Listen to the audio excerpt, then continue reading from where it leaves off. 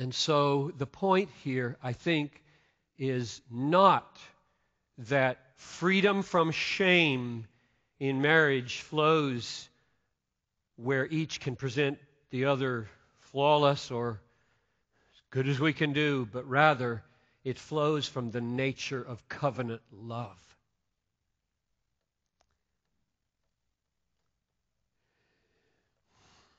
This is the point of marriage. On the one hand, you can say, I'm perfect and have nothing to be ashamed of. And on the other, you say, I'm imperfect, but I have no fear of being disapproved by my wife or spouse.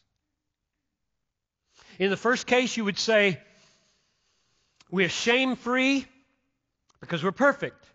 In the other, you would say, I'm free from shame based on the gracious nature of the covenant love that flows in this family. In the one case, you would say, we're free from shame because we're flawless. And in the other case, you would say, there's no shame because covenant love covers a multitude of sins. A multitude of flaws. Covers it. Doesn't see it.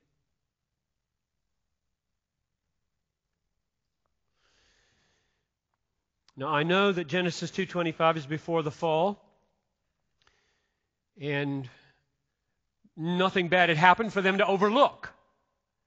They didn't have to overlook anything in verse 25 because they hadn't sinned, and God made everything good and said it was very good, and so I assume their bodies were gorgeous.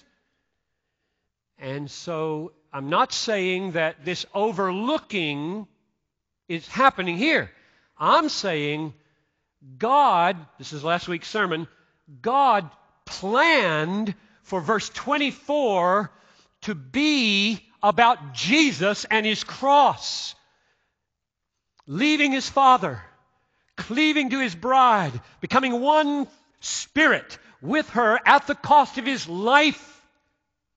That's what verse 24 is pointing toward, and marriage is an emblem of that, a parable of that, a drama of that, a display of that. That's the meaning of marriage, and therefore I'm saying that naked and not ashamed gets its deepest grounding from the nature of covenant love, which we learn to be, I pass over sin.